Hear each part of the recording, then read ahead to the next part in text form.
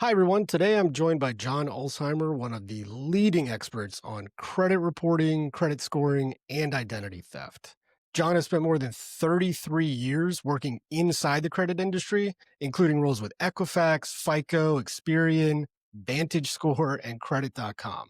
That makes him the only recognized credit expert who actually comes from the credit industry itself. He is the author of 4 books on consumer credit and has been featured thousands of times in major outlets like the Wall Street Journal, the New York Times, NBC Nightly News, CNBC, and so many others. John has served as an expert witness in more than 800 credit-related lawsuits and is qualified to testify in both federal and state courts. John, that's a really, really long, impressive resume. Thank you so much for joining me today. Sure. Thank you for having me. My pleasure to be here. So, I've compiled a list of questions from our readers and social media followers that are all related to credit, and I'm ready to dive into them if you are. Yes, sir. Let's do it. Okay, so the first one we have is: how long will a bankruptcy stay on my credit report, and when will my score start to improve? All right. So there are two types of bankruptcies that will generally appear on a consumer credit report. And they are obviously the two consumer bankruptcies, a Chapter 13 uh, or a Chapter 7 bankruptcy. And just a real quick difference. A Chapter 13 is also referred to as a wage earner plan. And with a Chapter 13, it means you make enough money. I don't want to say too much money because I don't know that there's really such a thing, but you make enough money that you have to pay into the bankruptcy trustee, which then distributes your payments to your creditors. So even though they're not getting back everything that you owe them, they are getting back some of what you owe them. Chapter 13 bankruptcy, the actual record of the filings, the public record, will remain on a credit report for no longer than 7 years. A Chapter 7 bankruptcy, which some people call either a straight bankruptcy or essentially a complete liquidation of your statutorily dischargeable debts, which usually means things like credit card debt, medical debt, collections, things like that. Generally speaking, government debt is not dischargeable. Things like federal tax liens and federally guaranteed student loans, you have a much harder time discharging those than the non-governmental debts. And Chapter 7s are for consumers who have, generally speaking, they make a lower income, and so they can't afford to pay back their creditors much, if at all. And therefore, the court approves this complete liquidation of their dischargeable debts. A Chapter 7 bankruptcy will stay on your credit report for up to 10 years, so a decade. Now, in addition to the actual public record, which is its own complete separate thing on your credit report, you have all of the debts that are discharged or included in your bankruptcy. Those can't stay for 10 years, even if you have a Chapter 7 bankruptcy. The rules with respect to how long debts that are in what's called a terminally delinquent status, so collections, defaults, repossessions, charge offs, things like that, the rules are the same regardless of whether you have filed bankruptcy or not. And the rules for those is 7 years. 7 years from the date that you went delinquent and never cured the account. So when you compare the bankruptcy filing, the public record, versus the debts that were included in the bankruptcy, it's very, very likely that the debts that are included in the bankruptcy are going to be off your credit report before the record of the filing, especially and almost guaranteed with a Chapter 7, because remember, Chapter 7 can stay on a credit report for 3 years longer than negative information, which can only stay up to 7 years. Chapter 7 can stay up to 10 years. So that's the bad news. Okay, so now let's start talking about the good news. There's a reason why we have a bankruptcy code in the United States, right? John, if you've looked at any of the surveys that have been done over the years that try to find out why consumers file bankruptcy, there's a lot of reasons why consumers file bankruptcy, and it's not always, hey, he's a deadbeat. That's actually kind of like on the lower end of the list. Things like, sickness in the family, extended unemployment, a failed business venture, divorce. So there's a lot of reasons why consumers can, feel the need to take advantage of the bankruptcy statutes. And it's not always because that they're just really bad with managing their credit cards. Certainly there are certain examples like that, but you shouldn't always equate bankruptcy with, deadbeat. Because of that, the answer regarding the how quickly can my credit scores recover is actually probably more surprising than you may think. It is not uncommon for consumers' credit scores to start to recover 24, 36 months after the bankruptcy filing. And here's why, especially in a Chapter 7 scenario, which is that straight bankruptcy scenario. Guess how much debt you have once your Chapter 7 bankruptcy has been discharged? You don't have any unless you have tax liens, which aren't on your credit report, by the way, because tax liens have been off credit reports for a very long time. Um, and federally guaranteed unless you have federally guaranteed student loans, and those will certainly still be on the credit report. But if you don't have student loans and you just had things like, personal loans or medical collections or defaulted credit cards, all the balances associated with those are now zero. So you immediately get the benefit of having zero balances across all these negative accounts that previously, before you actually filed your bankruptcy, had some balance greater than zero, because that's the whole purpose of the bankruptcy, is it protects you from your creditors trying to collect those debts. So it's not uncommon. I think TransUnion has even published some studies about this over the years, that consumers' credit scores start to become fairly respectable. And when I say respectable, we're not talking FICO 800. That's going to take a lot of time. But it's not unusual. FICO in the low 600s, FICO's in the mid 600s. And that means that you're bankable. That means you're bankable and you can get a car loan. It means you're bankable and you can get a mortgage. It means you're bankable and you can get a credit card. You may not be getting kind of like what I call the apex predators of loans and credit cards and interest rates. But if you think that you're stuck with payday loans and asset borrowing, that is wrong. You'd be surprised how quickly you're going to start getting respectable offers from mainstream, well known lenders who have programs for consumers who have what I call kind of bruised credit. And as long as you manage those properly and don't get back into the type of debt that maybe you were in prior to your bankruptcy, you'd be surprised how quickly you can recover. Certainly, you're not going to have to wait 10 years for the bankruptcy to fall off. You'll be bankable way before then. Well, I think that's really good for people to know, because when you hear 7 to 10 years on your credit report, it's almost like a 7 to 10 year financial sentence. Nothing's going to happen before then, but it's good to know that if you put in the work, you can see some dividends well before then. Well, think of it this way. Here's our test consumer.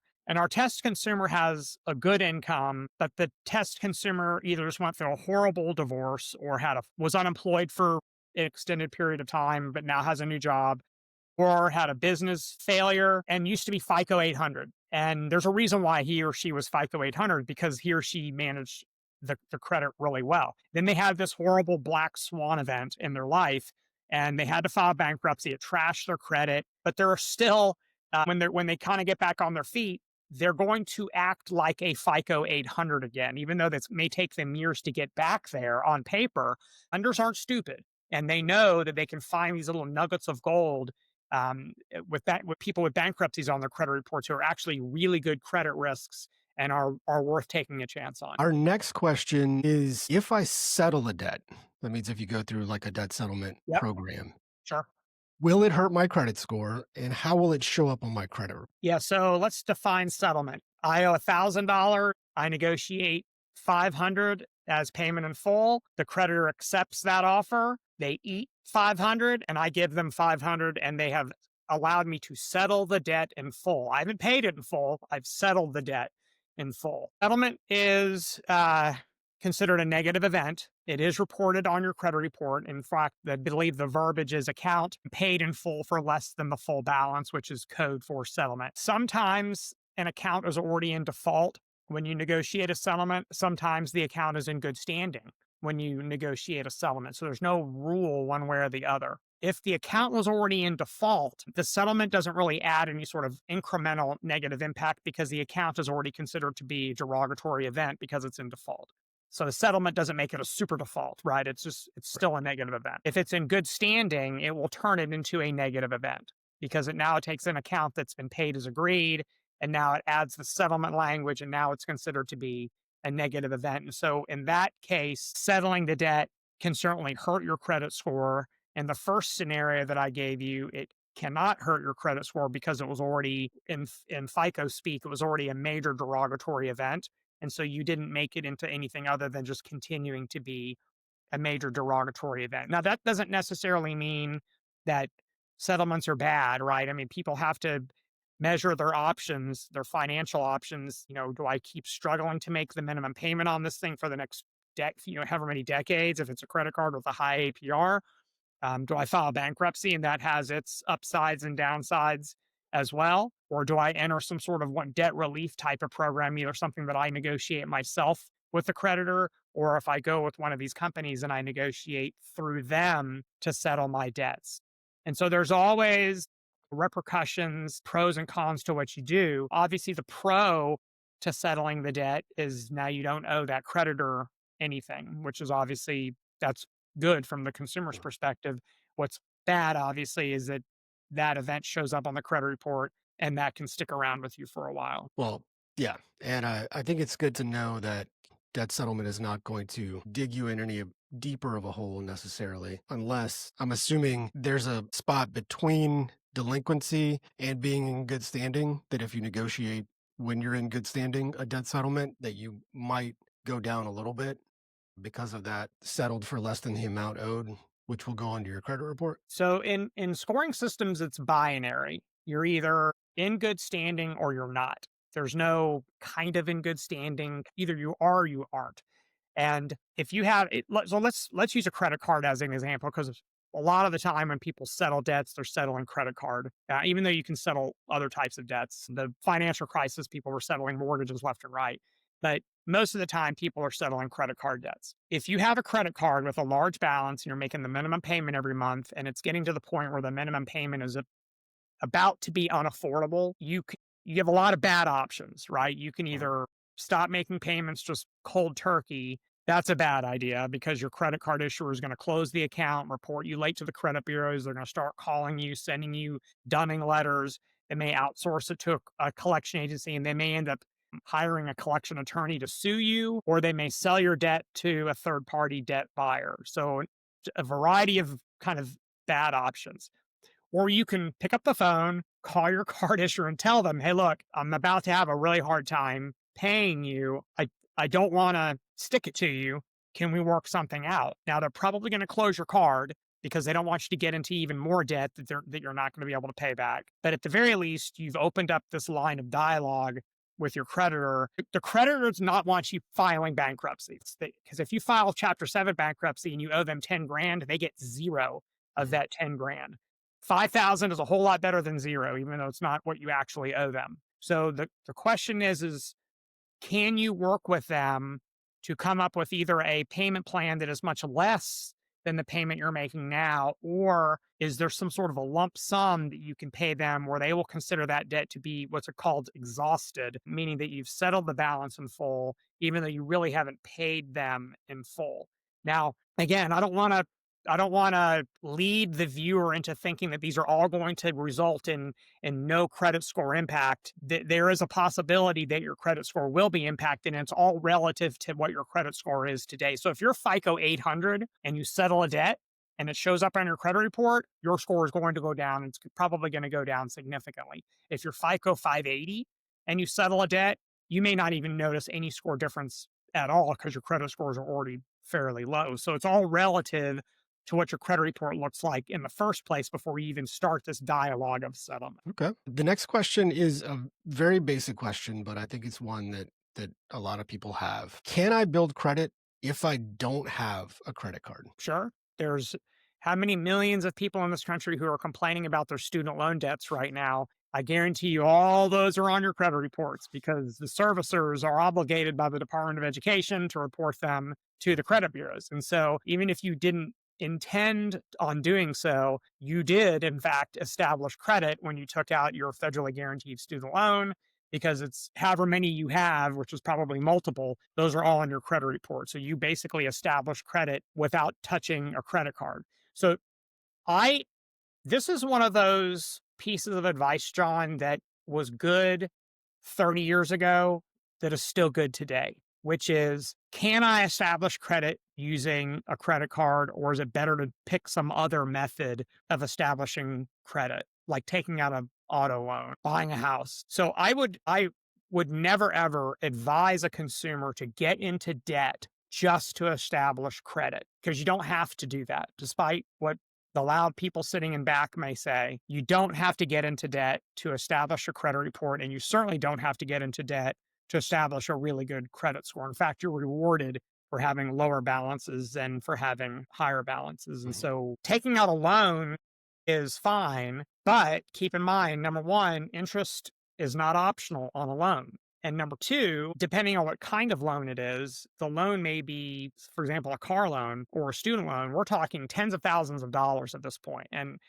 if you're going to take out those types of loans anyways, then fine. But no way I would ever say, hey, great idea to establish your credit. Go buy that car and borrow a bunch of money. No way. So here's why I think, even though it's kind of counter to the question, here's why I think using a credit card is the best option for establishing credit. Number one, fraud protections are unbeatable. Number two, you can control the balance based on your own choices and how you choose to use them. Number three, interest is optional, meaning that if you don't carry a balance, then the interest rate is irrelevant because you're not going to pay interest anyway. So who cares what your interest rate is? And number four, you get the credit building aspects of a credit card. Now, that means retail store credit card. That means petroleum card. Any card at all that you take out from a card issuer that ends up on your credit reports serves the purpose of helping you to not only establish credit, but to rebuild credit if you've gone through kind of a difficult stretch. So paying in full every month is an interest-free method of reestablishing credit or building it from scratch in the first place. So I actually like the credit card option. It was a great strategy a million years ago when I was starting out, and it seems to continue to be a really good strategy today. Well, it's such a good strategy that some people may think there's no other way to build it without it. So, our next question is pretty interesting. Will getting married affect my credit score or combine my history with my wife's? Yeah, so no. So the answer is no. And here's the assumption that leads to people saying yes. There's this presumption, which is false, that when you get married, that all of a sudden magically a lot of things other than just two human beings kind of merge their lives, right? To include all of the finances. So here's what's not on your credit report, whether or not you're married, and any accounts that your spouse may have in his or her name alone. So there is no magic facility within the credit system that the minute you get married to someone else goes and grabs all of that person's financial history and somehow brings it over and imports it into your credit report. And so this is actually, I'm not a marriage counselor, but I have lived by this, and I tell people this all the time if they ask, which is to maintaining credit independence even after you get married. There is no requirement by anybody, including your lenders, that you all of a sudden start applying for credit jointly with your spouse just because you're married. That is an option. It is not a requirement. Meaning that if you never ever tell any of your creditors about your spouse, then those creditors don't know anything about your spouse. And so here's the benefit of maintaining credit independence. I keep reading this statistic and I can't seem to put my finger on an authoritative source to back it up, but I keep reading and hearing that the divorce rate is 50%. And if you have joint liability for credit card balance, an auto loan balance, a mortgage loan balance, or student loan balance, when you divorce your spouse, you are not divorcing your relationship with your spouse's debt because you are a co obligor, meaning that you also signed for the liability. So even though your marriage might be over and you may have divorced your spouse, that was the easy part. The hard part is now dealing with all of the creditors, and they don't care that the judge said that he's supposed to pay it or the judge said that she's supposed to. The creditors don't care about that because they're not a party to your divorce agreement. They're the only thing they care about is who signed the promissory note or the cardholder agreement. And if both of you did, then you're both still liable. So the only time that you should choose to apply jointly with your spouse is if you need two incomes to qualify for the credit. There's no reason to apply jointly for a credit card because you don't need two incomes to qualify for a credit card. I would argue that you don't need two incomes to qualify for a car loan. And if you do need two incomes, then maybe you're buying too much car. So, at the very least, think about possibly leaving that one in just one person's name. The one that obviously does result in the need for two incomes is mortgages. Homes are Mhm. expensive. That's not a secret. Interest rates are relatively high, historically speaking, which means that you may need two incomes to qualify for the loan. That's fine. So if you end up with a joint mortgage and you go through a divorce, then one of you is going to have to either buy it from the other person, you're going to have to sell it and split the proceeds, or one party's going to have to make the mortgage payments. But at the very least, you're minimizing the possible negative side of applying jointly. But unless you do apply jointly, then no one knows about it. No one knows that you're married, and you certainly don't have to merge your liabilities, and they're not going to merge automatically. Well, I don't know if this person asked that question because they were hopeful that uh, their wife's credit would help their credit, or if they were worried about their wife's credit dragging down their credit. Look, if that's the case, then chivalry is going to cost the family. Because if you have here, I'll do it the opposite way. If you get married and your spouse has FICO 800 and you have FICO 500, then you should absolutely not jointly apply for credit Mhm. because the creditor is going to take the blended risk. They're not going to average the two scores. That's not how it works. But they absolutely are going to take the blended risk of doing business with you two as a joint unit, and your interest rate is going to be higher than it would be Mhm. if had the person who had the FICO 800 just applied on their own. So for the good of the family's bottom line, in that scenario, it's smarter for the person who's got the higher score. And my example was purposefully the spread was huge in the score. These two Mhm. scores tell very different things about one person is a horrible manager of their credit. The other is a fantastic manager of their credit. Let that person go out and apply for whatever it is because they're going to get a really good deal versus trying to think that you've got to somehow apply jointly just because we're married.